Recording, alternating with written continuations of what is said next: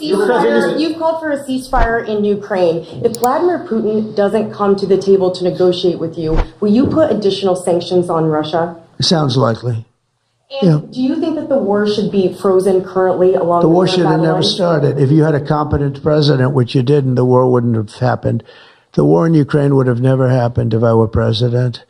But that couldn't happen because the election was rigged. It should have never happened. I'll tell you, two things should have never happened. Three things. Inflation should have never happened. It would have never happened except for what they did to energy and their crazy spending.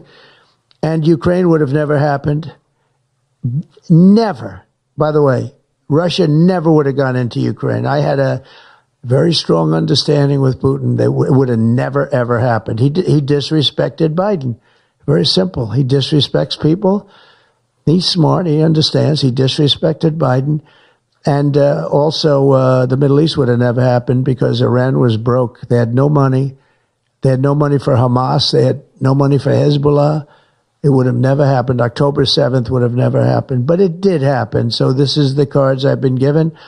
And we're getting the hostages back. That would have never happened under Biden. They would have never come back. They were just dying not that slowly. They were dying or being killed.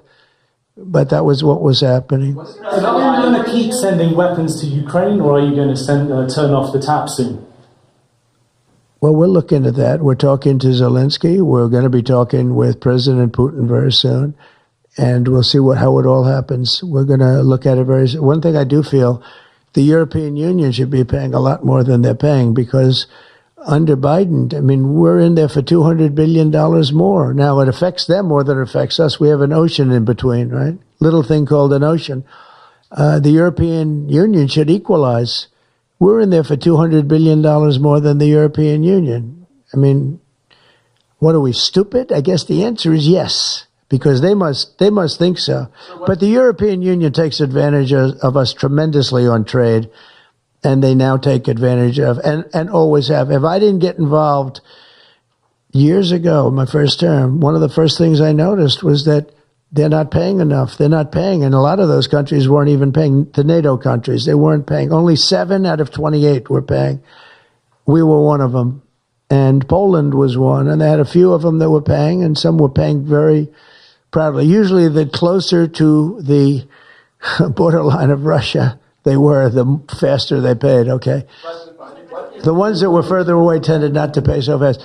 And one thing on that, I think they should lift their number not to 2%, but to 5%.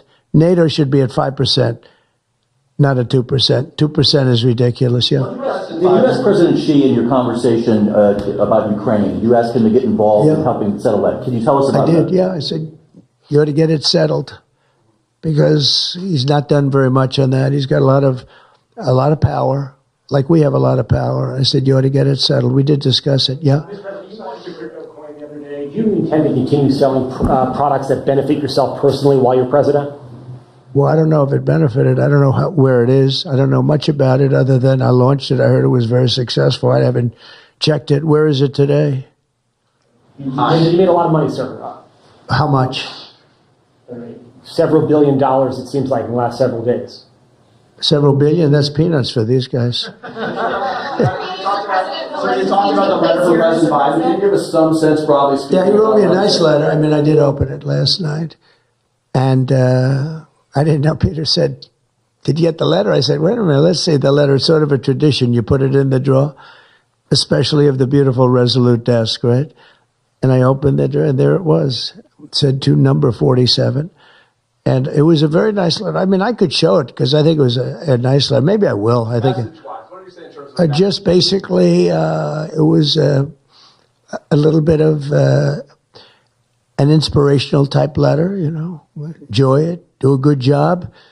Important, very important, how important the job is. But I think it was a nice letter. I think I should let people see it because it was a positive for him in writing it. I appreciated the letter. President, were security concerns at all a factor when deciding to move your inauguration indoors? No, not at all. No, not at all. It was just cold. Look, if we would have, you know, I just went out to the helicopter, right, we said goodbye. That's a tradition. As long as before it used to be a stagecoach, and then helicopters came along.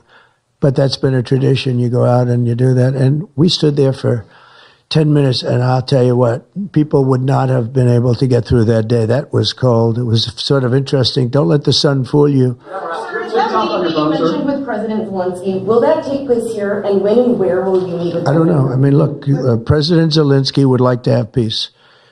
He's told me that very strongly. He'd like to have peace, but it takes two to tango. We'll see what happens. When will you meet with President Putin? Anytime they want, I'll meet. I'd like to see that end. Millions of people are being killed, and they're being killed. It's a vicious situation, and they're now largely soldiers. A lot of people have been killed in the cities. They look like demolition sites. Buildings, massive buildings bombed and coming down. The thing with Ukraine is that many more people died than you're reporting. You're not reporting the real numbers, and I'm not blaming you for that. I'm blaming maybe our government for not wanting to release those numbers. Many more people died than what you know about. When those big buildings come down and they say 2 people were injured, no. Many people, thousands of people are being killed. But the real killing now is on the war front.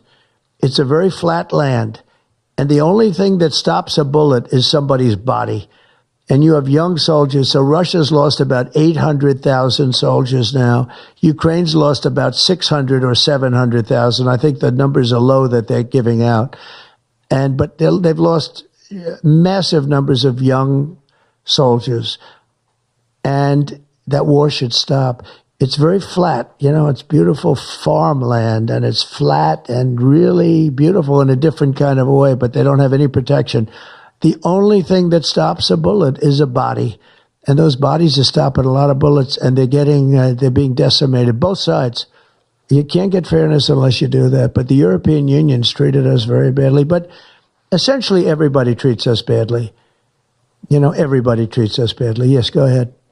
Because we allow them to. Because we've had stupid people doing this, and we can't have. I'd like to have these 3 people negotiate for us, just for 1 week, and we'd be a rich country again. But we'll be rich. Mr. President, on AI data centers, will you rescind President Biden's executive order that opens up federal land? On which centers? On data centers. Will you rescind President Biden's executive order that opens up federal lands for data centers and energy production? No, I wouldn't do that. That sounds to me like it's something that I would like. I'd like to see federal lands opened up for data centers. I think they're going to be very important. Again, we have a lot of competition for that.